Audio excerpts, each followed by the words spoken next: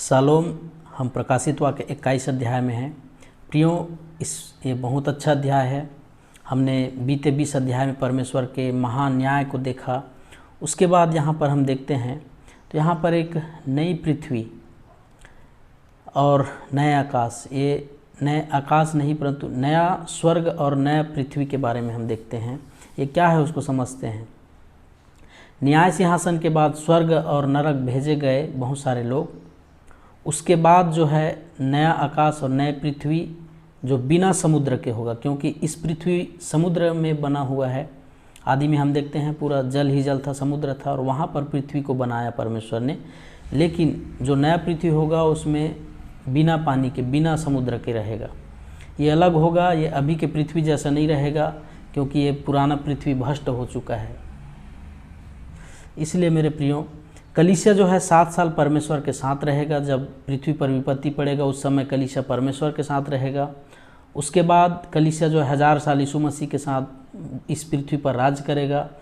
उसके बाद परमेश्वर अपना स्थान बदल देगा और इसी कलीसिया और पवित्र लोगों के बीच में स्वयं परमेश्वर हमेशा हमेशा कलियुगानियों के लिए राज करेगा। तो परमेश्वर वहाँ का राजा होगा और ये जो कलीसिया और पवित्र संत और पवित्र लोग रहेंगे वो उसके प्रजा रहेंगे। सारा अधिकार परमेश्वर का रहेगा। और वहाँ पर जो 20 अध्याय में जो 11 पद से लेकर आखिरी के 15 पद है, वहाँ पर जो लोगों का न्याय होगा उसमें ये जो कलीसिया के लोग और पवित्र लोग रहेंगे, उनके सगे संबंधी, रिश्तेदार, भाई बंधु रहेंगे, वो लोग नरक में डाले जाएंगे। उनके कारण वो लोग रोएंगे, उनके आंसू रहेगा, उसको परमेश्वर हमेशा के लिए पोंछ देगा।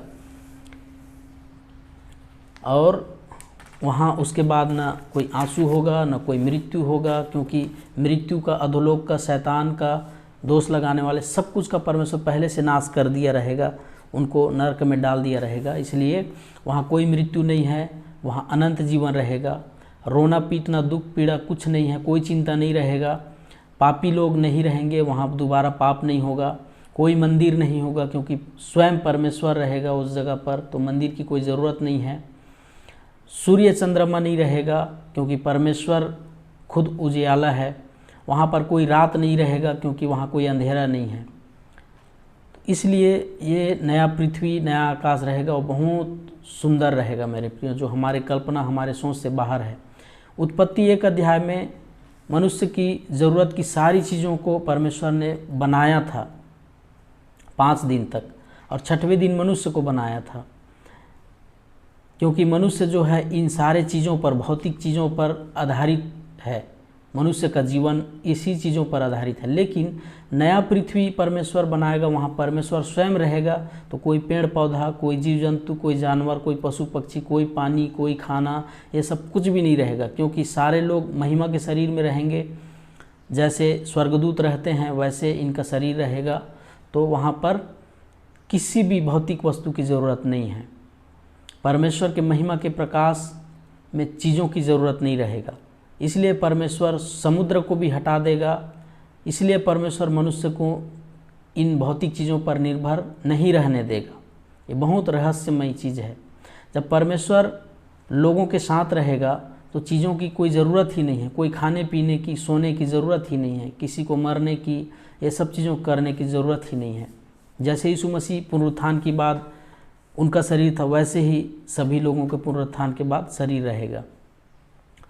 परमेश्वर प्यासे को जीवन के सोते का जल शेत में पिलाएगा। ये स्वर्ग का जीवन अद्भुत रहेगा, बहुत अद्भुत रहेगा।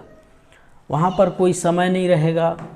जैसे हम पृथ्वी में 24 घंटा देखते हैं, 12 घंटा दिन, 12 घंटा रात, वहाँ पर कोई समय नहीं रहेगा। वहाँ कोई सूर्य चंद्रमा की ज़रूरत नहीं पड़ेगी।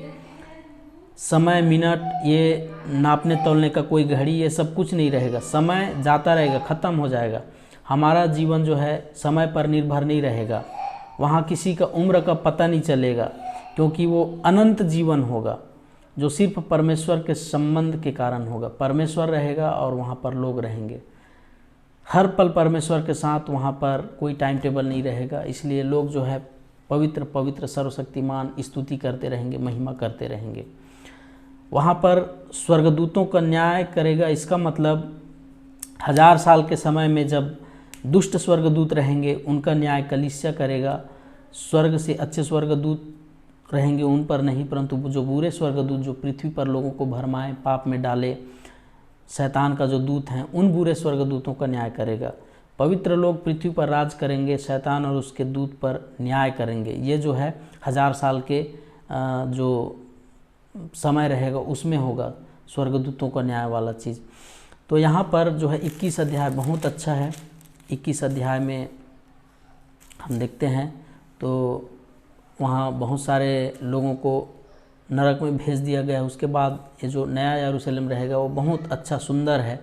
नया यरूशलेम में वही चीज़ है जो परमेश्वर नया आकाश है, वो नया स्वर्ग रहेगा, उसको बनाया है, उसको यूहन्ना देखा है और उसकी वर्णन वो यरूशलेम के रूप में कर रहा है। तो वहाँ पर क्या क्या होगा, उसका कितने द्वार होंगे, कितने फाटक होंगे, कितने कहाँ पर कैसा लंबाई होगा, कैसा चौड़ाई होगा, कितना क्या रहेगा, वो सारी चीज़ों को वहाँ पर बताया गया है 9 पद से लेकर के 27 पद में। तो मेरे प्रियो, ये आने वाला फ्यूचर बहुत ब्राइट होने वाला है, बहुत सुंदर होने वाला है, बहुत ही अच्छा रहेगा।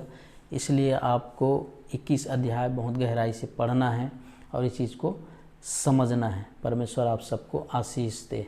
आमीन।